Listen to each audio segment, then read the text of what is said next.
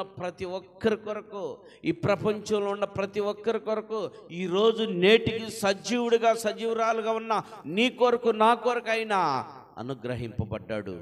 ఆయన్ని మనం ఏం చేయాలా? ఆరాధించాలా. ప్రభువా, నా కొరకు నువ్వు జన్మించావయ్యా, నా పాపముల కొరకు, నా మీదున్న అతిక్రమముల కొరకు, నా శాపముల కొరకు, నా కొరకు నువ్వు చనిపోయావయ్యా, నీకు కోట్లాది స్తుతులు స్తోత్రాలు. నేను పడాల్సినటువంటి శ్రమలు నువ్వు పడి నాకు విడుదలిచ్చేవని మనం ఆయన ఏం చేయాలా? ఆరాధన చేయాలా. అదే ఈ క్రిస్మస్ ఆరాధన. కనుక చేరువచ్చిన మనమందరము కూడా ఆ ప్రభుని ఆ రీతిలో ఆరాధించాలని ప్రేమతో మీకు తెలియపరుస్తూ కొద్ది మాటలు ముగిస్తున్నాను. దేవుడి కొద్ది మాటలు దీవించును గాక.